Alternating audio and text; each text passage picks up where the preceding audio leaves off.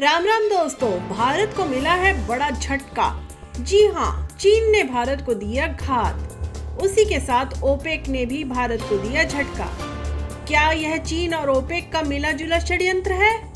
अगर है तो इससे भारत की आर्थिक स्थिति पर क्या असर होगा और इस स्थिति से निपटने के लिए उसे क्या करना होगा?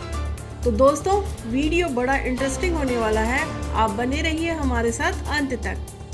सबसे पहले बात करते हैं भारत को मिले बड़े झटके की। दोस्तों, भारत दुनिया की 5वीं सबसे बड़ी अर्थव्यवस्था है और इसलिए उसकी आर्थिक स्थिति दुनिया भर में ध्यान से देखी जाती है। लेकिन हाल ही में चीन और ओपेक ने भारत को बड़ा झटका देकर उसकी आर्थिक स्थिति को कमजोर करने की कोशिश की है। चीन ने रूस से तेल आयात करने के लिए हाथ मिलाने का फैसला किया है, जिससे भारतीय उद्योगों को बहुत नुकसान होगा। पहले चीन सबसे ज्यादा तेल सऊदी अरब से खरीदता था। चीन के आंकड़े बताते हैं कि जनवरी-फरवरी में सबसे अधिक तेल उसने रूस से लिया है, जो पिछले साल की तुलना में 23.8% अधिक है।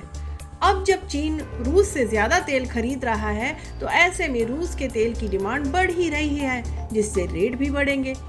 हालांकि चीन का रूस से ज्यादा तेल खरीदना तेल के दामों में तेजी या डिस्काउंट में कमी की मेन वजह है ही, लेकिन इसके पीछे कुछ और वजह भी है, और वह है पाकिस्तान और चारबाग। मीडिया रिपोर्ट की माने तो भारत और चीन को रूस ने जिस तरह से डिस्काउंट रेट पर तेल बेचा है, उसे देखकर अब पाकिस्तान और चारबाग भी लालच में आ गए हैं और अब यह भी रूस से कम दामों में तेल खरीदना चाह रहे हैं। यानी कि रूस के तेल की डिमांड यहाँ भी बढ़ने लगी है। इससे दाम तो बढ़ेंगे ही, लेकिन बात यहाँ सिर्फ डिमांड बढ़ने की ही नहीं, बल्कि बात सप्लाई की भी है, क्योंकि यहाँ रूस के तेल की सप्लाई में कमी भी आ रही है और उस सप्लाई में कमी का भी मतलब साफ ही है कि तेल के दाम बढ़ेंगे, और दाम बढ़ेंगे तो भारत को मिलने वाला डिस्काउंट भी कम होता जाएगा। अब यहाँ सवाल यह है कि आखिर रूस के पास तेल की सप्लाई क्यों कम हो रही है? तो यहाँ जनाब खेल है ओपेक का। ओपेक देशों ने यह सरप्राइज अनाउंसमेंट कर दिया है कि मई महीने से तेल के प्रोडक्शन में कमी की जाएगी, यानी कि इससे सप्लाई कम होगी और तेल के दाम भी बढ़ेंगे। यह तो साफ है कि भारत को आने वाले समय में झटका लग सकता है, क्योंकि अब भारत को रूस से सस्ता तेल शायद इतना सस्ता ना मिले।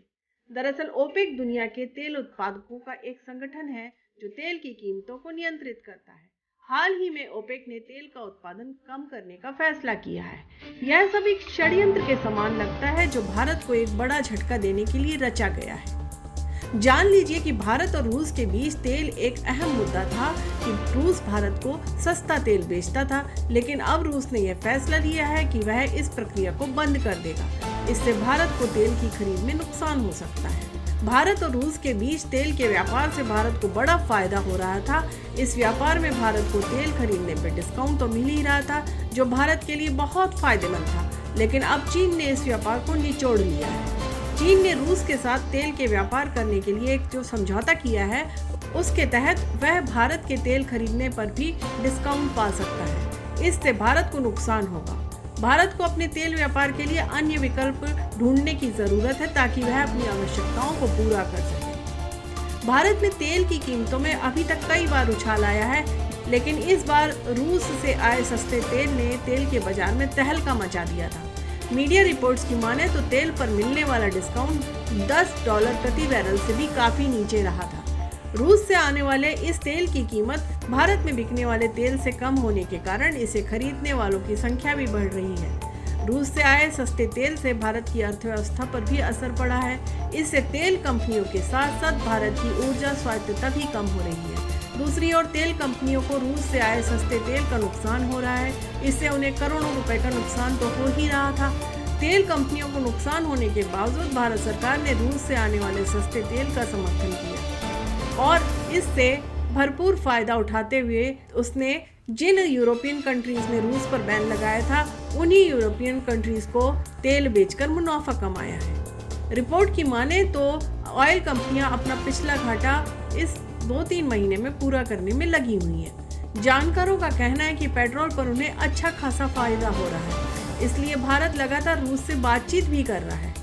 तो जहां एक और रूस अपने तेल के दाम बढ़ाने में लगा हुआ है, वहीं अमेरिका भारत पर लगातार यह दबाव बनाता चला आ रहा है कि वह $60 प्रति कैब की दर से रूस से तेल खरीदे। अब हालांकि भारत पर ही इसका दबाव बढ़ता जा रहा है। ऐसे में देखना होगा कि भारत इस पर अगला कदम क्या उठाता है।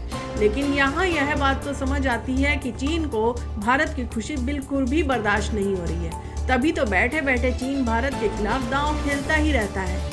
आने वाले वक्त में देखा जाएगा कि तेल का डिस्ट्रीब्यूशन किस तरह से होता है। उम्मीद है कि रूस कुछ न कुछ डिस्काउंट तो भारत के लिए निकाल ही देगा, और बाजार में इतनी ज्यादा लिक्विडिटी रही तो कहा नहीं जा सकता, क्योंकि भारत को चीन और ओपेक के झटके से काफी नुकसान होगा।